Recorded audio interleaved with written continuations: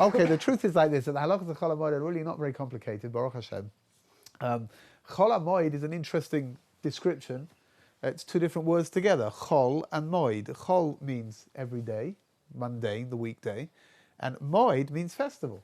That means that it's a combination of two. It's like a blend of the two together. So davening is normally much longer on Chol Hamoed. In the mornings we have, so for example, we're going to have Hallel and Kriyas HaTorah and Musaf every single morning. But on the other hand, Full Hallel? half Hallel, Half Hallel. which is always a bit of a swizz because you're only skipping out two. Yeah. It's not really half Hallel at all. The reason for that is, interestingly enough, because the sacrifices that were brought during Pesach, after the first day of Pesach, were all the same. They were uniform. And the Hallel that's recited, when we recite whole Hallel, so it's when we're commemorating sacrifices that were different. So, for example, on Sukkot, every day we say whole Hallel, because every day the sacrifices were different. On Pesach, it's not like that. And therefore, that's one of the reasons it's brought. The other reason that's brought is because on the 7th day of Pesach, when the Yam Suf, when we went through the Red Sea, so the Egyptians died, and HaKadosh Baruch Hu didn't want us to sing a whole Hallel over there, so it would have been a little bit out of place to recite whole Hallel during Chol Hamoed, and not to recite whole Hallel on Yom Tov. So it's a half Hallel. Be that as it may. Yeah, except first day of Yom Tov is whole Hallel. On the 7th day? 7th day as well, half Hallel. However, so what's going to be davening is longer, but aside from that, here during Chol Hamoed, so there are no restrictions like there are on Yom Tov, for example. So we can drive on Chol Hamoed. You can use money on Chol Hamoed. You can go and buy things in the the makolet, whatever you need. You can cook and you can put on the lights and all the things that you can't normally do on Rosh Hashanah, on Yom Tov, and on Shabbos you can do on Chol Hamoed. However, there are certain things that people tend to be a little bit more restrictive about.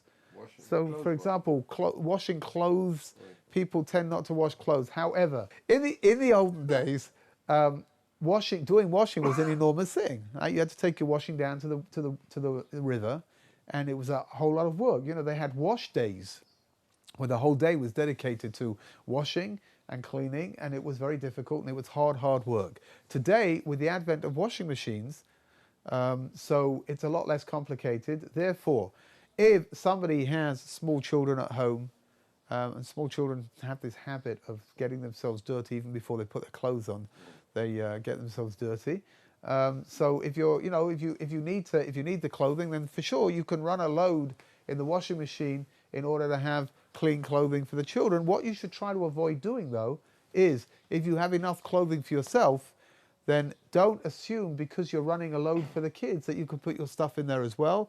Rather, just run a load for whatever is really needed. Another example might be, for example, nowadays tablecloths. You don't have enough tablecloths because of Yom Tov and guests and whatever it was, and you need for the last day of Yom Tov, you need tablecloths to make your Shabbat, you make the Yom Tov table look beautiful. So you'll be able to wash the tablecloths in the washing machine. You should not be washing things by hand, though, again, unless it's delicate children's clothing.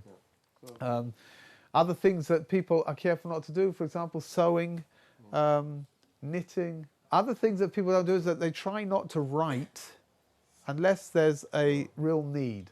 What's called a davar aved. If there's something very important, so let's say, for example, you've got to write down a very important message, otherwise you'll forget. Signing a check is okay if you have to pay the person there, right? So you know what, signing a credit card slip. You go to the makolet and you buy whatever you buy, and then you want to pay with your credit card.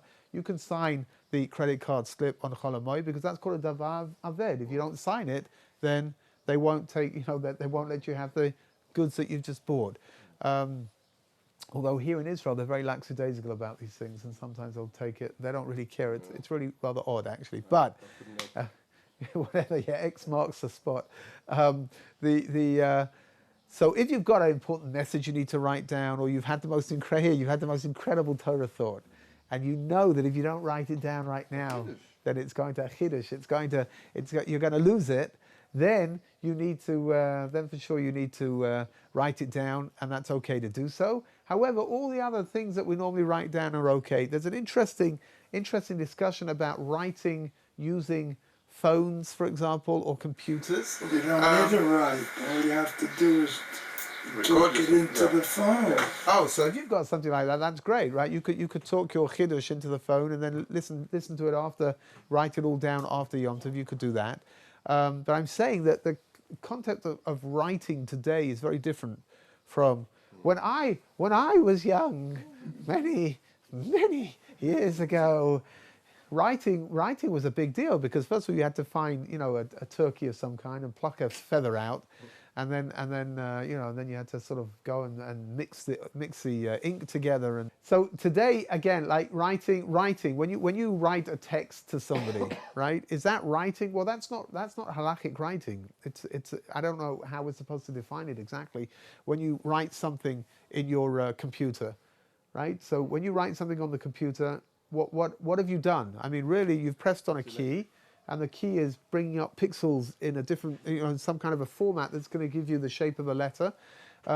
It's interesting. According to many meforshim, according to many halakhic authorities, writing on a computer today is not a problem in Chol Hamoed. What might be a problem is saving what you've written.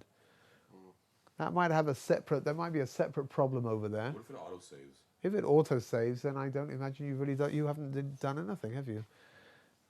Which means that if you're working inside of a pre-existing file, and it's auto-saving itself, don't know. It's an interesting halachic dimension of writing. How far are we going to take the definition of writing? And what does it mean? I mean, today, the truth is, does anybody still use pens today? I don't know. On Shabbos, you have to write 2 letters. In order to be held accountable according to Torah law, you have to write two letters is what's going to cause the problem, which means you could write an aleph, and according to Torah law, you haven't done anything. If you write another aleph next to it, that's a problem. Writing 2 letters together becomes a problem. That's why the idea of the halachic definition of writing. The rabbis came along, and they said that you shouldn't write anything at all, which means that with a pen, right, the pen itself. There is no Torah prohibition with holding a pen on Shabbat, right? The problem is, of course, that if you write 6 days in the week, you write and you're holding a pen on Shabbat, so the chances are that you're probably going to forget, and you'll end up writing on Shabbat as well. So the rabbis came along. They introduced this concept called muktzah. Muktzah is pushing things away so that if a person does forget, and if they do make a mistake, that they're not going to transgress a Torah prohibition. So there is an inyan on Chol Hamoed. The good news is that on Chol Hamoed there is an inyan to eat and to drink and to have a good time, to be merry, right? To eat, drink, and be merry. Because if you've eaten enough matzah, then tomorrow you may so there is an inyan of being in a state of simchas Yom Tov, right? Simchas Yom Tov means Chazal say that simchas Yom Tov is to, ein simcha elu b'basar v'yayin, that you should have meat and you should have wine, each to their own, whatever makes a person happy. But there is an inyan of being in a state of simcha during Chol Hamoed, and it's normally time which is, it's good family bonding time. Havdalah on Motzei Shabbos, the Motzei Shabbos of Yom Tov, right, the first day of Yom Tov, so that's going to be a regular Havdalah. Right. The same way that you make Havdalah on Motzei Shabbos, every other Motzei Shabbos, that's what you're going to do, Mitzvah Hashem, after the first day of Pesach is over. 7th day, there's no Havdalah because you're going from Yom Tov to Shabbos. Yom Tov to Shabbos is you're going up in Kedusha, you're going up in sanctity, and therefore there is no special Havdalah that's recited. On Motzei Shabbos, again, after Pesach is all over, then you'll recite a regular Havdalah. You have to make sure that you light your candles before it gets dark, before sunset, right? In order to make sure that you've set everything up.